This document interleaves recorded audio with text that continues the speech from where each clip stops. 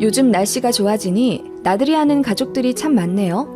저 역시 내년이면 뱃속의 아기와 함께 세상 이곳저곳을 구경 다닐 생각에 벌써부터 가슴이 두근거린답니다.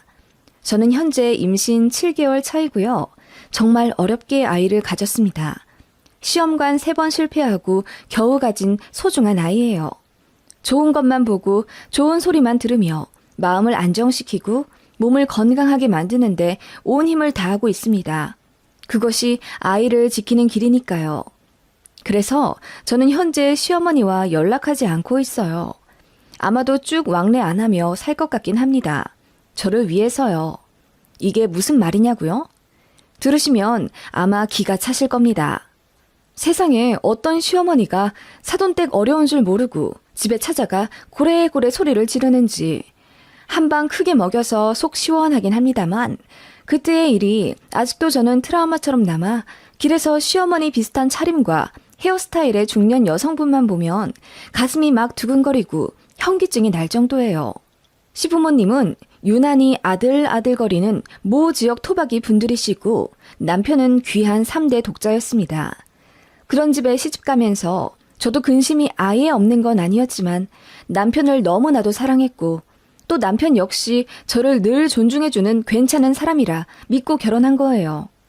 연애 4년 동안 단 한 번도 싸우지 않았고 그 치열하다는 결혼 준비 과정에서도 남편과 단 한 번의 언쟁이 있던 적이 없어요.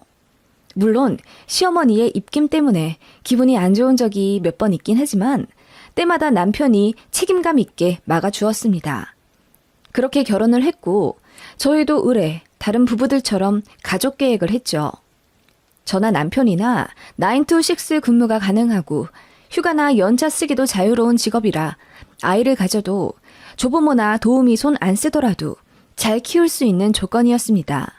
그래서 연년생도 가능하니 터울 적게 3명 낳아 잘 키우자는 계획을 갖고 있었습니다. 저도 외동이라 형제 많은 집이 부러웠거든요. 저희 친정에서는 그렇게 많이 낳아 뭐 하냐며 아이를 낳는 것도 키우는 것도 엄마가 제일 고생한다며 제 생각해서 하나나 둘 정도에서 끝내라고 말씀하셨죠. 저희 시부모님은 조금 다르셨습니다.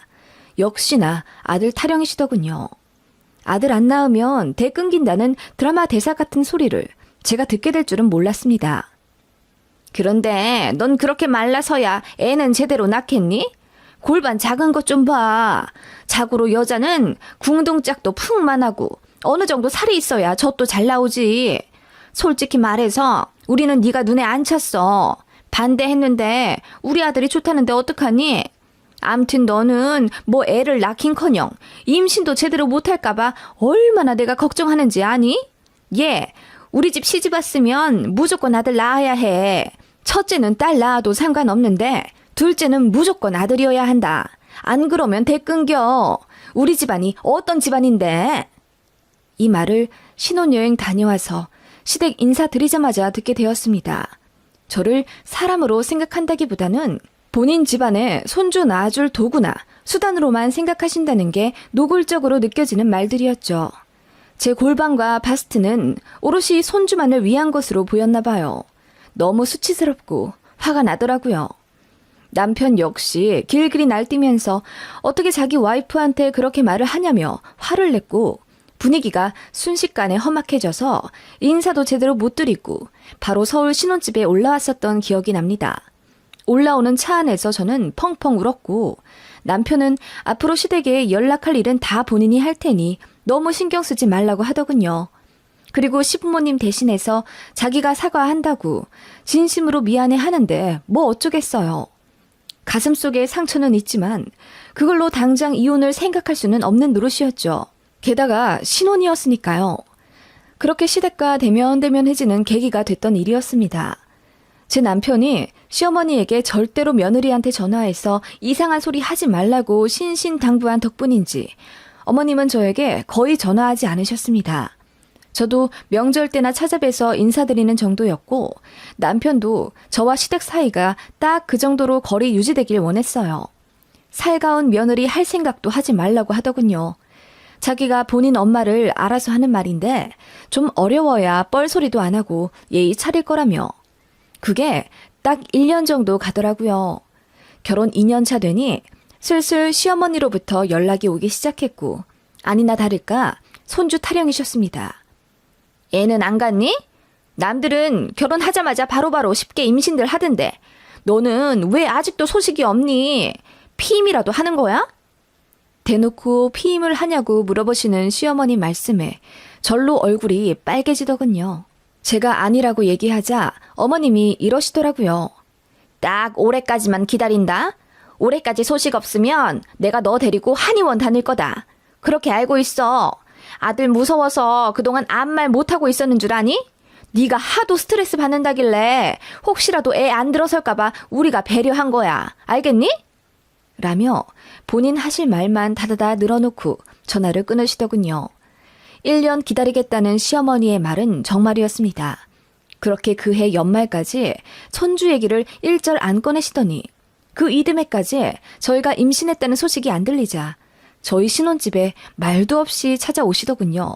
연락도 없이 집 앞에 찾아오셔서는 아직 일하고 있는 저에게 전화를 걸어 현관 비밀번호를 알려달라 다짜고짜 소리를 지르시더라고요. 너무 황당했지만 솔직히 어르신인데 어떻게 문 밖에 세워두고 저 갈 때까지 기다리시라 할 수 있겠어요. 그래서 비밀번호를 알려드렸더니 집 여기저기를 다 뒤지신 모양이었어요. 퇴근하고 부랴부랴 집에 도착하니 집안이 난리도 아니더라고요. 냉장고 안에 있는 음식들도 죄다 밖에 나와 있었고 옷장 안에 있는 옷들은 다 꺼내진 채 제 속옷까지 막 나뒹굴어져 있는 거예요. 그리고 잠은 안방에서 자지만 각자 방이 있어요. 가끔 재택해야 하는 일이 있어서 컴퓨터도 각자 방에 놓았거든요. 아무튼 제 방까지 다 엉망으로 헤집어 놓으신 채 거실 소파에 앉아 계시길래 제가 너무 화가 나서 어머님, 왜 저희 짐을 다 꺼내 놓으셨어요? 이건 너무하시잖아요. 라고 했더니 어머님이 노발대발 화를 내시며 너무해? 너무한 건 너다. 세상에, 너 임신 준비는 하고 있긴 한 거냐? 내가 너 몸 비리비리해서 임신 잘 안 될 것 같다고 얘기했지. 그러면 노력을 해야 할 것 아냐. 이런 풀떼기 같은 것만 먹으니까 여태 살도 안 찌고 몸이 그 모양이지. 그리고 속옷은 왜 우리 아들보다 윗서랍에 있니? 네가 더 아래 서랍을 써야 애가 들어서지. 라며 말도 안 되는 이야기를 하시길래 머리가 띵하더라고요. 제가 황당해서 입만 벌리고 있으니 어머님이 혀를 끌끌 차며 이따위로 하고 살 줄 알았다. 진작 와서 좀 살펴볼 걸 그랬다고. 안 그래도 조상님이 꿈에 나와서 며느리 단속 잘하라고 호통치셨다는 둥 말도 안 되는 이야기를 늘어놓으시더라고요. 그러더니 제가 정리해 놓은 샐러드를 막 음식물 쓰레기통에 넣으면서 이런 풀떼기 먹지 말고 살 잘 오르게 매일 오리고기랑 삼겹살을 먹으라고 하시더군요. 그 와중에 소고기는 비싸니까 먹지 말라고. 코미디인 줄 알았네요. 그리고 속옷도 전부 다 다시 정리해서 제 옷들이 무조건 남편보다 아래에 있게 하래요. 그래야지 임신이 잘 된다네요. 이게 말이 되는 소리인가요? 남편 속옷보다 제 속옷이 위에 있으면 씨가 안 내려간대요. 씨가 잘 내려가게 하려면 제 팬티가 제일 아래쪽에 있어야 한다는데 이게 말인지 뭔지 모르겠습니다. 아직도. 그리고 왜 각방을 쓰냐며 저더러 컴퓨터를 치워버리라 하시더군요. 전자파가 제 자궁에 안 좋다면서. 이러니까 임신이 안 됐지. 내가 그럴 줄 알았다. 다 너 때문일 줄 알았어. 너 우리 집안 대 끊어놓고 싶어서 환장이라도 한 거니? 어쩜 내가 생각한 대로 그대로 살고 있냐? 하시며 난리를 치시던 와중 남편이 급하게 들어왔고 시어머니에게 제가 처음 보는 얼굴로 크게 화내며 무례하다고 난리를 치더라고요. 어머님은 처음엔 놀라시더니 나중엔 눈물을 글썽이시며 여자 하나 때문에 지 낳아준 엄마한테 소리친다, 서럽다, 어쩐다 하시더라고요. 결국 남편이 어머님을 내쫓듯 호텔을 잡아들이고 왔고 저는 그제야 긴장이 풀리고 서러움이 몰려와 펑펑 울었습니다. 남편은 앞으로 다신 이런 일 없게 자기가 잘하겠다곤 했지만 솔직히 그때 처음으로 결혼 후회했네요. 어머님이 이렇게까지 말 안 통하는 진상이실 줄은 몰랐거든요. 네이트판 같은 거 많이 보긴 했지만 진짜 상상도 못했습니다. 그 일로 남편은 저에게 더 잘해줬고 지극정성으로 제 컨디션 돌보아가며 더 자상해졌습니다. 남편도 이렇게 노력하는데 저도 꽁 하고 있을 건 없고 둘이 잘 살려고 결혼한 건데 저 혼자 마음 썩혀봤자 도움될 것 없다고 생각해서 애써 시댁 생각을 안 하려 노력했죠. 그런데 임신은 잘 안 되더라고요. 사실 결혼하자마자 시도했는데 2년이 다 돼가도록 착상조차 안 되는 건 문제가 있을지도 모른다는 생각에 결혼 2주년 지나고 한 3개월 뒤부터 병원을 찾았습니다. 먼저 저 혼자 산부인과에 갔는데 그 흔한 물혹도 없고 자궁도 깨끗하다고 하시더라고요. 혈압이나 간 수치 같은 것도 전혀 이상 없고 오히려 건강 체질이라고 했어요. 저보다 더 마르고 더 허약한 체질도 임신 잘만 돼서 오니까 정 걱정이 되면 남편이랑 같이 난임병원에 가서 제대로 체크해보라고 하더군요. 그때까지만 해도 남편에게 문제가 있을 거라는 생각을 전혀 못해서 저는 한의원에 먼저 갔어요. 제 체질 문제일 수도 있다는 생각에 용하다는 한의사 선생님을 어렵게 찾아뵙고 진단을 받았는데 제 몸 역시 조금 마르긴 했어도 찬 기운은 안 느껴지고 오히려 임신이 잘 되면 잘 됐지 안 될 몸은 아닐 것 같다고 하시더라고요. 제가 혹시 몰라 몸을 보강할 수 있게 한약을 지어주실 수 있냐 했더니 그럴 필요 없다며 약도 따로 지어주지 않으셨어요. 그 정도 되니 자연스럽게 남편에게 난임병원을 권할 수밖에 없었고 남편도 흔쾌히 알겠다며 같이 다니자고 하더군요. 제가 전 병원에서 받은 소견서를 난임병원에 제출했고 새로 등록한 병원에서도 역시 제 쪽에서는 별 문제가 안 보인다고 했습니다.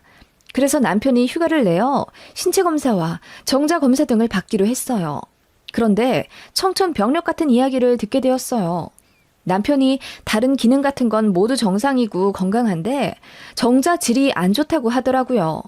기형 정자 비율이 무려 98% 이상이라고 했습니다. 원장 선생님이 보여주시는 모니터를 같이 보니 정말 정상 정자에 비해 저희 남편 정자는 크기가 현저히 작았고 모양도 좀 이상하더라고요. 거의 대부분의 정자들이 다 그랬습니다. 그래서 아예 착상 자체가 될 수가 없었다고 하더라고요. 수정부터 안 되니 착상이 될 수가 없었죠. 결국 남편의 정자 문제인 걸 알게 되었고 남편 역시 너무 놀라며 크게 상심해 하더라고요. 저더러 미안하다고 하는데 솔직히 남편 잘못은 아니잖아요. 남편이 술은 가끔 먹지만 담배는 일절 안 하고 유산소 운동도 꾸준히 하며 몸 관리 잘하는 사람이었거든요. 이 정도면 그냥 선천적인 문제인 건데 그걸 가지고 제가 남편을 잡을 순 없잖아요. 어쨌든 시험관이라는 희망이 있으니 저희만 의지를 가지면 임신이 잘 될 수 있다고 남편을 다독였고 남편 역시 시술에 적극적으로 임하겠다며 운동도 더 열심히 하고 관리 잘하겠다고 다짐하더라고요. 저희가 난임병원 다니는 걸 양가에서도 알게 되셨고 저는 굳이 사실대로 말할 필요가 있나 싶어서 말하지 말자고 했는데 남편이 먼저 사실대로 양가에 밝히더라고요. 먼저 저희 친정에 전화드려서는 본인 문제로 임신이 그동안 안 되었다면서 앞으로 시험관을 여러 차례 받을지도 모르는데 와이프가 고생할 거라며 죄송하다고 사과드리는 남편이었습니다.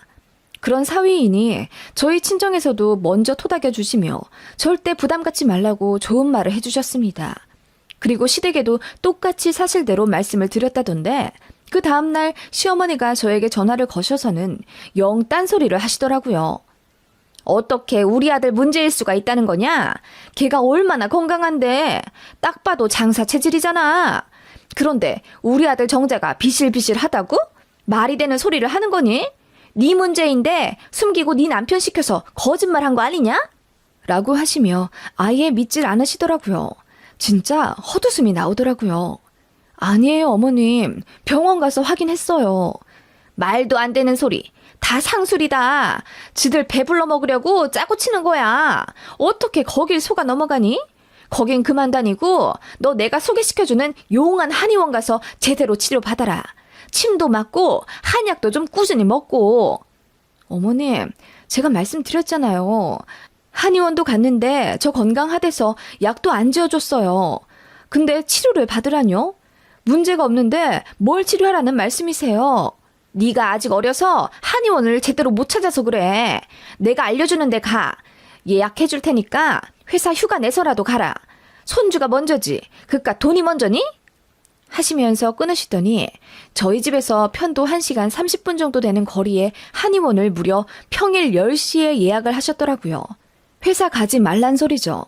황당해서 그 한의원의 예약을 제가 취소했더니 어머님이 바로 아시고는 왜 취소했냐며 난리를 치시더라고요. 결국 남편이 알게 되어 중재에 나섰습니다. 남편이 그야말로 개지랄을 떨자 몇 달간 연락 안 오시더군요. 그해 명절에도 안 갔습니다. 남편은 많이 미안해하긴 했죠. 아무튼 시험관 시술은 생각보다 참 힘들더라고요. 남편도 쉽지는 않았지만 꾸준히 시도했습니다. 몇 달간 그렇게 저희끼리 힘을 북돋아가며 임신을 위한 노력을 하고 있었습니다. 시어머니는 분명히 저희가 난임병원 다니는 걸 알고 계시면서도 모르는 척 하시는 건지 이따금씩 제 앞으로 녹용이나 출처를 알 수 없는 한약 같은 걸 보내시곤 했습니다. 남편이 보자마자 바로 뜯어서 버리곤 했지만 아무튼 시어머니는 계속 제 잘못과 책임이 있다고 생각하신 모양이었어요. 그러던 어느 주말 친정엄마한테 다급한 목소리로 전화가 왔습니다. 사부인께서 말도 없이 친정에 찾아오셨는데 이상한 소리를 하시니까 빨리 와보라고 하시더라고요. 그때 저희 남편은 지인 상가집에 가 있는 상태였고 남편이 관까지 들기로 한 상태라 오라고 못하겠더라고요. 심지어 전화도 못 받고 있길래 저 혼자 급하게 친정에 갔습니다. 친정에 당도하니 정말 시어머니가 떡하니 저희 친정 소파에 앉아 계시더라고요. 제가 급하게 온 걸 보시더니 태연하게 왔니? 내가 너희 친정이랑 상의할 게 좀 있어서 이렇게 좀 갑자기 왔다. 네가 임신이 안 되는데도 친정엄마가 아무 노력도 안 하시길래 사돈된 입장에서 여간 서운한 게 아니어야지. 남들은 딸 임신 안 된다고 하면 사돈한테 죄송합니다 하면서 딸 자식 한약도 지어 먹이고 그런다는데 우리는 어떻게 된 게 반대야? 내가 보내고 있잖아. 그러면서 고맙단 얘기 한 번 못 듣는 게 내가 서운해서 내가 네 친정에 한번 찾아왔다. 라고 하시는데 진짜 기절할 것 같더라고요.